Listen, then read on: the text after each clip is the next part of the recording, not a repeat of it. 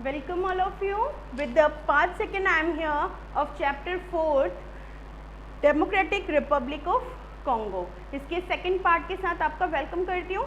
And now we in one time repeat ना something कि Congo कौन सी कंट्री है। It is a country of Africa continent, west coast पे situated है और ये यहाँ का क्लाइमेट हॉट एंड वेट है। ये सारी चीज़ें पढ़ी थी, वेजिटेशन पढ़ा था, ओल्ड नेम कॉन्गो को हम जायरे बुलाते थे बिफोर द 1997। ओके, अब बात करते हैं इनकी industries, people living, agriculture and some of the extra thing. So let we start with the point is agriculture. Agriculture means क्या होता है? हम जब कोई क्रॉप उगाते हैं, है ना, किसी चीज़ की उपज करते हैं, हमने बीज बोया, पानी दिया और धीरे धीरे वो प्लांट बड़ा हुआ, फिर हमने उसको काटा और उससे या तो हमने अपने लिए यूज़ किया या हमने उसको सेल किया और उससे पैसे कमाए। तो एग्रीकल्चर के ये दो मेन रीज़न है एग्रीकल्चर करने के। एग्रीकल्चर की बात करें तो हॉट एंड वेट क्लाइमेट होता है। हॉट एंड वेट क्लाइमेट होने की साथ साथ यहाँ की जो क्रॉप्स हैं वो बहुत ज़्यादा इम्पॉर्टेंट है agriculture. Most of the people जो कॉन्गो डेमोक्रेटिक में है वो सारे मोस्टली माइनिंग या एग्रीकल्चर, दो मेन वहाँ के ऑक्यूपेशन है। कौन कौन से हैं? Agriculture and mining. माइनिंग मतलब जैसे कोयले की खान में काम करते हैं ना, खाने, तो उनको माइनिंग बोलते हैं। तो एग्रीकल्चर में क्रॉप्स कौन सी फेमस होंगी? अब एग्रीकल्चर करेंगे तो क्रॉप्स की करेंगे, तो कौन सी क्रॉप्स फेमस है? द फर्स्ट इज मेज, the second is millets, the third is maize, millets and some of vegetables. Okay, so maize, millets and vegetables. Okay, so these are one more is important here, rice, maize, millets, vegetable, rice, MMVR। ये आपके चार crops हैं जो agriculturally famous हैं। कहाँ पे? Democratic Republic Congo में। Next आ जाते हैं हमारे एनिमल्स। एनिमल्स कौन से फेमस हैं वहाँ पे? Dense forest. I told you ना कि ये कैसा एरिया है? डेंस फॉरेस्ट एरिया है, तो यहाँ के एनिमल्स भी होंगे। फॉरेस्ट में तो एनिमल्स मिलते ही हैं, तो कौन से एनिमल्स वहाँ फेमस हैं? वैसे तो बहुत सारे एनिमल्स हैं, डिफरेंट काइंड ऑफ और different species of animal, birds, insects, है ना, लेकिन which one is most famous of their? That is a elephant. Next is hippopotamus, the third is rhinoceros. Okay, rhinos. और the next is hippopotamus, elephant, rhinoceros and the monkeys. Monkeys, है ना, ये तो सारे forest में important होते हैं, हर जगह होते हैं। डिफरेंट काइंड ऑफ एप्स, है ना, एप्स लाइक अ चिंपैंजी, है ना, गोरिल्ला, ये मंकीज की ही स्पीशीज हैं। These are the most important animal of the Democratic Republic of Congo. Now we come to the next is industries. किसी भी जगह को चलाने के लिए, सरवाइव करने के लिए सबसे ज़्यादा ज़रूरत है डेवलप करने के लिए इंडस्ट्रीज़। किस चीज़ की ज़रूरत है? इंडस्ट्रीज़ की। इंडस्ट्रीज़ में दो तरीके के पार्ट्स में हमने इनको डिवाइड किया है।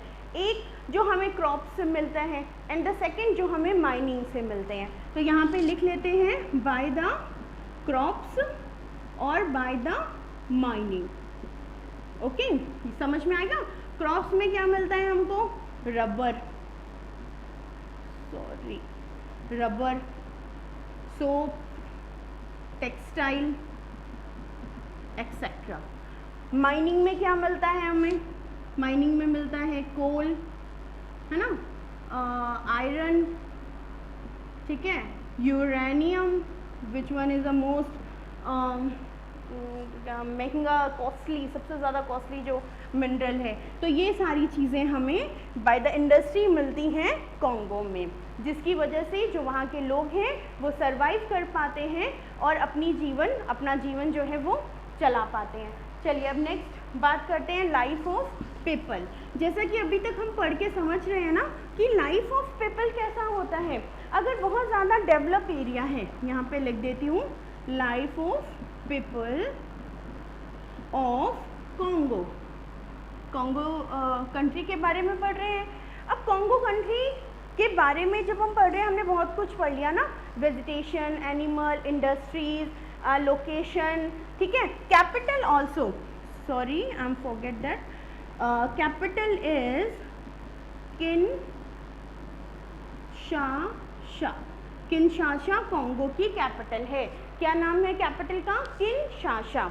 तो हमने इतना कुछ समझ लिया इसके बारे में। अब लाइफ ऑफ पीपल वहाँ पे कैसे चलेगा, कैसे होगी वहाँ के लोगों की लाइफ हमेशा डिपेंड करती है आपके डेवलपमेंट पे, ठीक है। आपके पास रिसोर्सेज कैसे हैं, रिसोर्सेज तो वहाँ बहुत सारे हैं, लेकिन लोगों का सर्वाइवल वहाँ मुश्किल है। सर्वाइवल कैसे मुश्किल है? वहाँ के क्लाइमेट की वजह से। Climate I told you hot and wet climate है, ह्यूमिडिटी बहुत ज़्यादा है, जिसकी वजह से वहाँ के लोगों को रहना मुश्किल होता है, ठीक है। रिवर और वेटनेस की वजह से जो कॉन्गो रिवर है वहाँ पे लोग ज़्यादा सिचुएटेड हैं। डेंस फॉरेस्ट बहुत ज़्यादा है, फॉरेस्ट एरिया बहुत ज़्यादा है, इस वजह से जो जंगली जानवर हैं उनकी तादाद वहाँ ज़्यादा होने की वजह से लोग वहाँ पे रहना कम रह पाते हैं। तो life of people is a tough in Congo, not developed, बहुत ज़्यादा डेवलप नहीं है वहाँ की लाइफ, टफ है लोगों का वहाँ पे रहना। ये सारी चीज़ें कॉन्गो की। एक क्रॉप्स के बारे में हम जब बात कर रहे थे तो हमने बात करी राइस, मिलेट्स, मेज, इनके बारे में। एक फ्रूट है जिसको कसावा कहते हैं। Cassava is a fruit of DRC। ये ना बिल्कुल ये मानिए जो आपने एक हिंदी में सुना होगा कंदमूल, कच्चे फल, है ना, ये वहाँ का मेन स्टेपल फूड है और ये DRC में मिलता है। लोग वहाँ पे बहुत ज़्यादा इसके बेसिस पे सरवाइव करते हैं, ठीक है।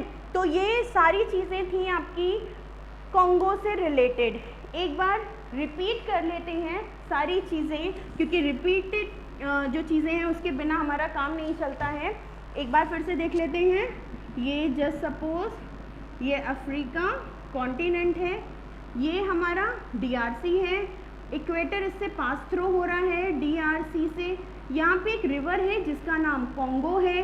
इस कॉन्गो कंट्री को हम डेमोक्रेटिक रिपब्लिक कॉन्गो बोलते हैं और इस रिवर को भी हम कॉन्गो रिवर बोलते हैं। बिफोर द 1997 इसको हम ज़ैरे भी बोलते थे इस कंट्री को, और इस रिवर को हम ज़ैरे रिवर भी बोलते थे। ये हॉट क्लाइमेट है क्योंकि इक्वेटोरियल रीजन में ये है, इस वजह से यहाँ का क्लाइमेट हॉट एंड वेट है। ये वेस्ट कोस्ट पे सिचुएटेड है, सेंट्रल अफ्रीका में सिचुएटेड है, ओके। और यहाँ पे इसे हम dense forest, the land of dense forest भी बोलते हैं। क्या बोलते हैं? The land of dense forest. यहाँ पे vegetation, different kind of vegetation मिलती हैं हमको। कौन कौन सी वेजिटेशन मिलती हैं? हमें मिलती हैं महोगनी, बोनी, बैम्बू, है ना, ये सारी चीज़ें, रबर, ये सारी चीज़ें मिलती हैं फॉरेस्ट होने की वजह से। इंडस्ट्रीज़ दो तरीके की चल रही हैं, एक तो चल रही है हमारी जो क्रॉप्स के थ्रू या फॉरेस्ट के थ्रू चल रही है, और दूसरी माइनिंग के थ्रू चल रही है। जो फॉरेस्ट के थ्रू है this is the rubber, soap, paper, है ना, फर्नीचर और different kind of shrubs and herbs.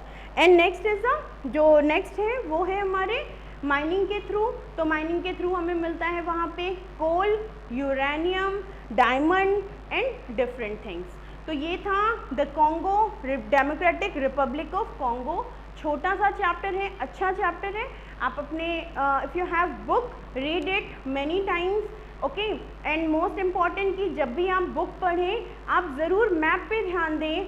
जैसे ये हमारा जो अफ्रीका कॉन्टिनेंट है ना यहाँ, और सेम यहाँ पे है हमारा साउथ अमेरिका, यहाँ पे अटलांटिक ओशन है, ये अफ्रीका कॉन्टिनेंट है, इसके ऊपर यूरोप कॉन्टिनेंट है, इसके ईस्ट में एशिया है कॉन्टिनेंट है। तो इस तरीके से आप मैप को समझे बिना चैप्टर पढ़ेंगे दो it is little bit tough for you, और अगर आप मैप के साथ पढ़ेंगे ना it is quickly easy and learn. Thank you.